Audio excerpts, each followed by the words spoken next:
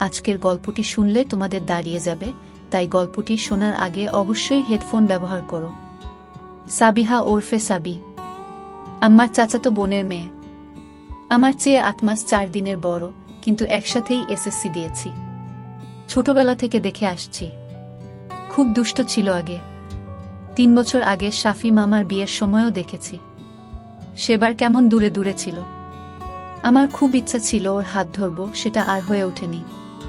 অনুষ্ঠানের সময় অনেকবার তাকিয়েছি আর চোখে। কেমন একটা অনুভূতি হতো সাবিও আর চোখে আমাকে দেখছে। এবার বলি তাহলে। ছুটিতে গেলাম নানা বাড়ি। কলিং বেল শুনে দরজা খুলে ধক করে উঠল বুকটা। এই তো সেই মুখ। বৈরাগী তো ভুল বলেনি। আমাকে দেখে সেও থমকে গিয়েছে। বড় বড় চোখ মেলে কয়েক মুহূর্তের চেয়ে বেশি একটানা চেয়েছিল। তারপর কিছু না বলে দুদ্দাট করে ভেতরে চলে গেল। 1 মিনিটের মধ্যে আবার সেভাবে দৌড়ে বের হয়ে গেল। সাবি এখনো সেরকমই আছে। 3-4 বছর আগেও ফড়িংয়ের মতো দৌড়াদৌড়ি করে বেড়াত। লম্বা হয়ে শুকিয়ে গেছে আর চুল রেখেছে মাথা ভর্তি। তবে নানা বাড়িতে অবশ্য আরও একটা ইনফ্লুয়েন্স ছিল। শাফি মামার বিয়ের সময় 3 বছর আগে আমার মাথা ঘুরিয়ে দিয়েছিল। নানার দূরসম্পর্কের নাতনি মর্জিনাপু।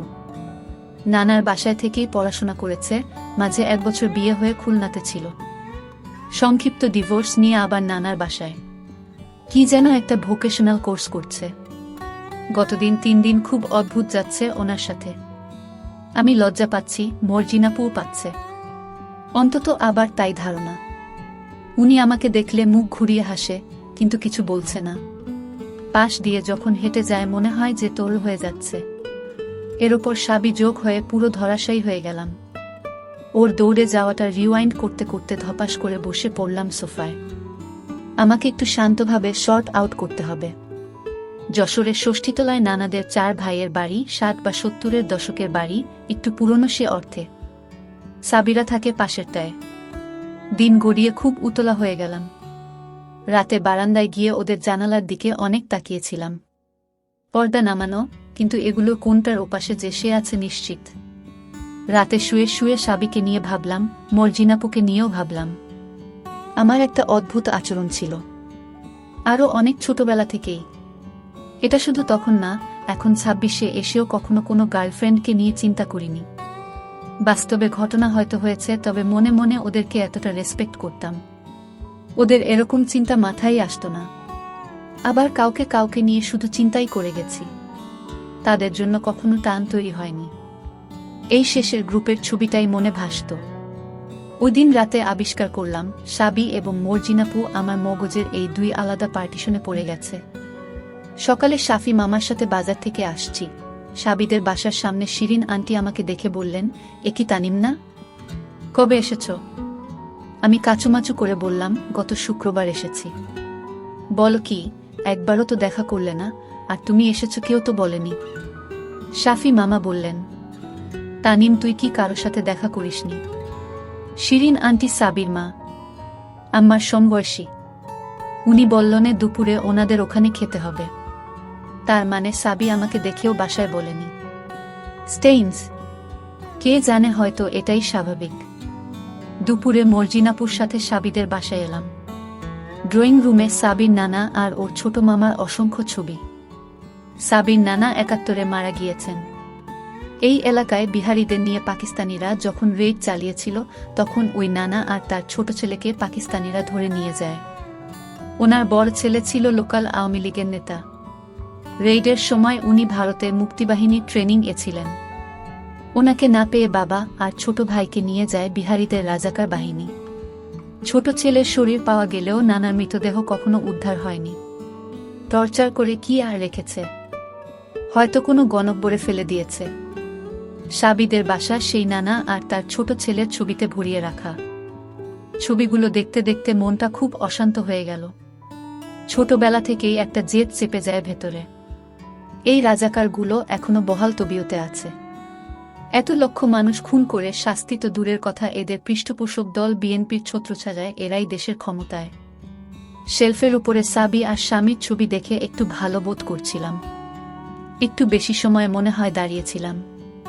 কে একজন ছোট করে কাশি দিল পিছনে। আমি ঘুরে তাকাতে সে মুখটা বাঁকিয়ে ঘরের ভেতর চলে গেল। সেই মুখ, সেই মেয়ে। আজকে চুলে একটা সাদা ব্যান্ড পড়েছে। মেয়েদের চোখের ভাষা বুঝতে আমার অনেক বছর লেগে গিয়েছিল। 15 বছর বয়সে পাঠোদ্ধার থাক দূরের কথা, প্রোটোকলটাই বুঝতাম না। খাবার টেবিলে শিরিন আন্টি বললেন, সাবি তুই নামের চাচার বাসায় গিয়েছিলি, তানিমকে দেখিসনি? দেখেছি, বলতে ভুলে গিয়েছিলাম। মর্জিন আপু বলল, তোমাদের মধ্যে কোনো ঝগড়া চলছে নাকি?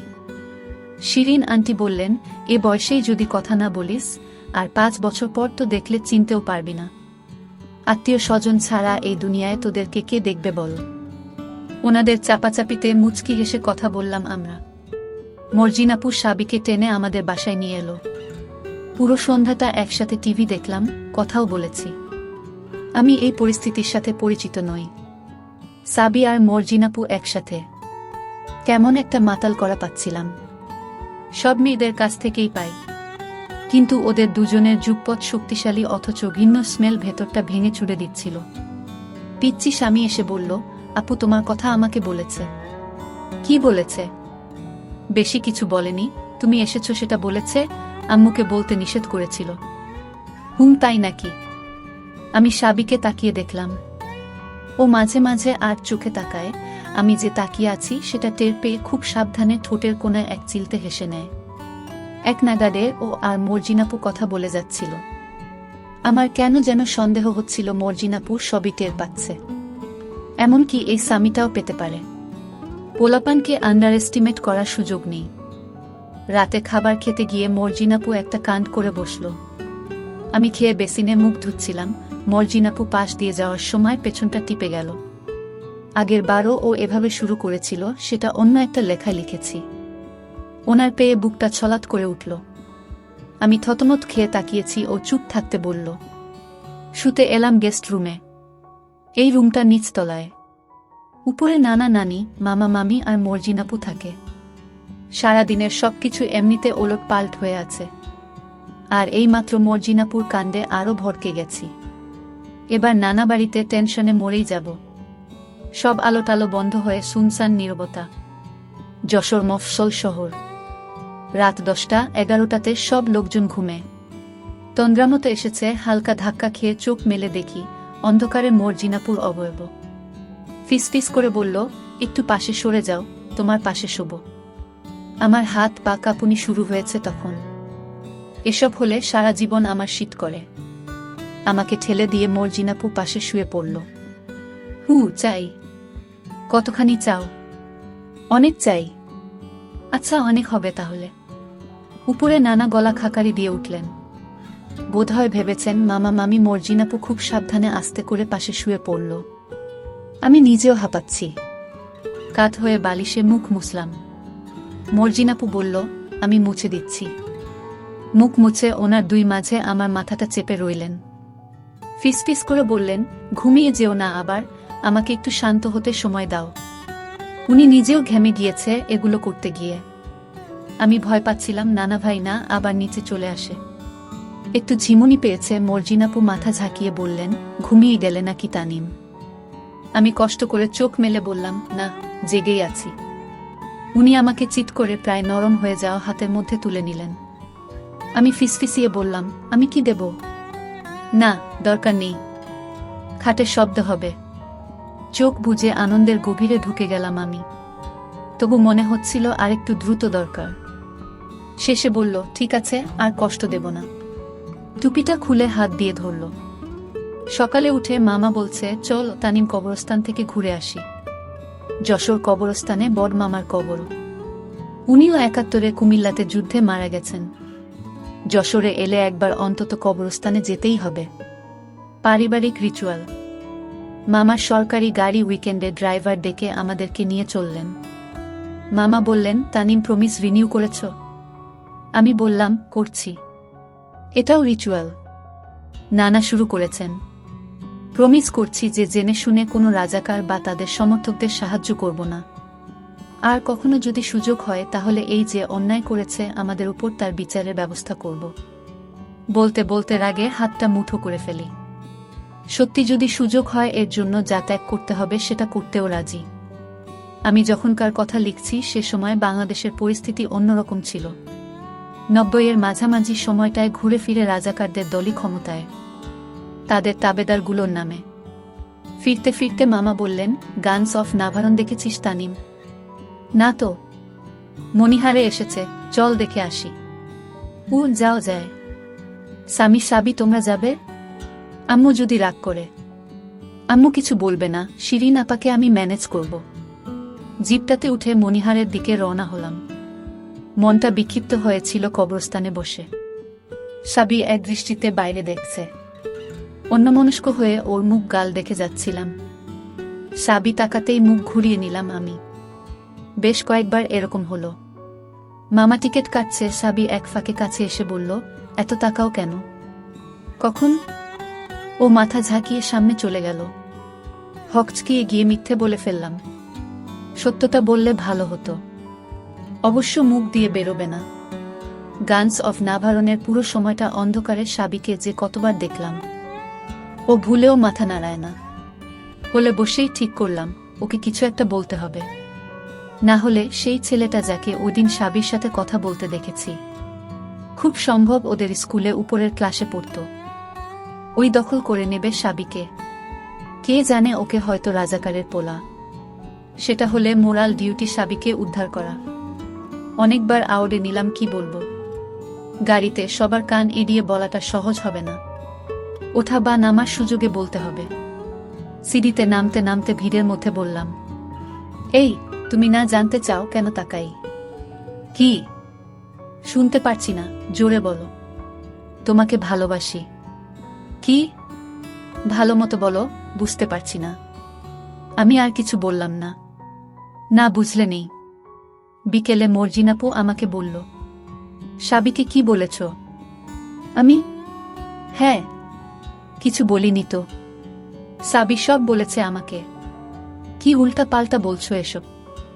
মর্জিনাপু মাথা নেড়ে মুখ টিপে টিপে হাসতে হাসতে বলল, আচ্ছা ঠিক আছে, সাবিকে নিয়ে আসছি। বিকালে ছাদে দরবার হচ্ছে। সাবি মুখ ঘুরিয়ে নিচে দেখছে। মর্জিনাপু বলল, তানিম সত্যি করে বলো, কি বলেছ ওকে? যদি কিছু বলেও থাকি সেটা খারাপ কিছু বলিনি। ও তাই নাকি? কি বলেছ শুনি। সেটা তখন বলেছি, আর বলবো না। মর্জিনাপু অনেক ঘষ্টালো, শেষমেশ কথাটা আর বলাতে না পেরে বলল, আচ্ছা ঠিক আছে তাহলে। আমি জানি তুমি কি বলেছ। এখন বলো, এটা কি সত্যি? হ্যাঁ সত্যি, এজন্যই বলেছি। সাবি, তোমার উত্তর কি? সাবি কোনো কথা না বলে ওদিকে মুখটা ঘুরিয়ে রেখেছে। মর্জিনাপু বলল, আমি 3 বার জিজ্ঞাসা করব, উত্তর না দিলে ধরে নেব তুমি রাজি। সাবি 3 বারেও মুখ ঘোরালো না। আচ্ছা তাহলে ধরে নিচ্ছি দুজনেই রাজি। এই বলে উনি সাবির একটা হাত জোর করে টেনে আমার হাতে দিলেন। আমি একদমই অপ্রস্তুত ছিলাম। ঠান্ডা আর নরম ওর ফর্সা হাতটা। মনে হলো ও নিজে থেকেই হাতটা খুলে রেখেছে। এখন তো অনেক বছর হয়ে গেছে, তবুও রেফারেন্স পয়েন্ট হিসেবে ওই দিনের ওই মুহূর্তগুলো মনে করি। সাবি ছাড়িয়ে নেয়ার কোনো চেষ্টাই করল না। মর্জিনাপু ওকে জোর করে ঘুরিয়ে দিল। ওর মুখে অদ্ভুত হাসি, খুব কষ্ট করে চেপে রেখেছে।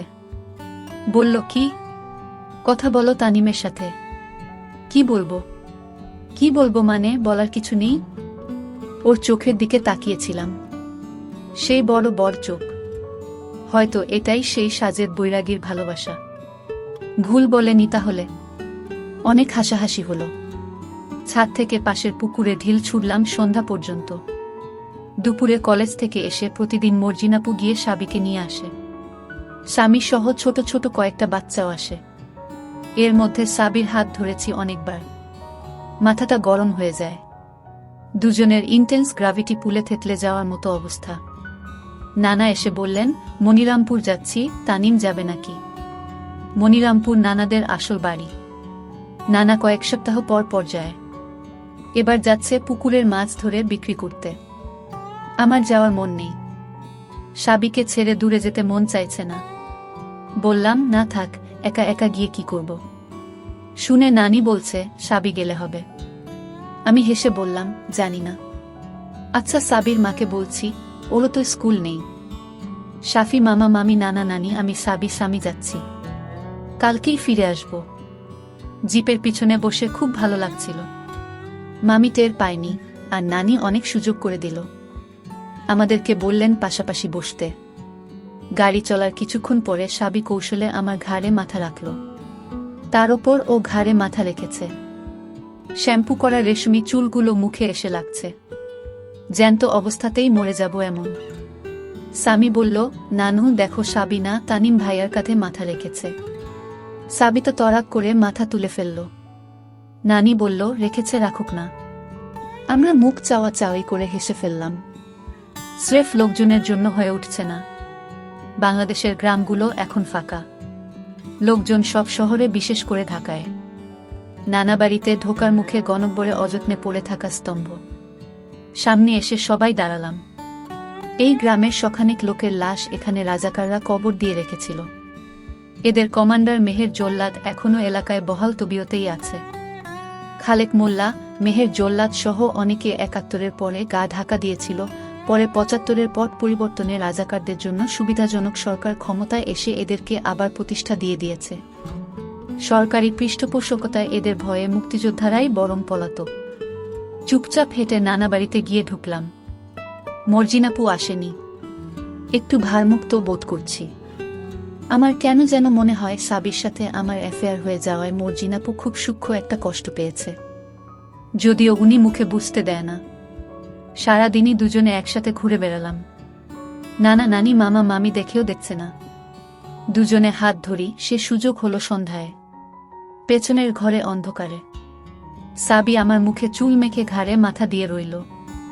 সারা জীবন নিজের হার্টের ধুকপুক শুনেছি, এই প্রথম আরেকটা হৃৎপিণ্ডের কাঁপুনি টের পেলাম। ধিপ ধিপ করে যাচ্ছে। চোখ বন্ধ করে ভাবছিলাম সময়টা যদি থেমে যেত।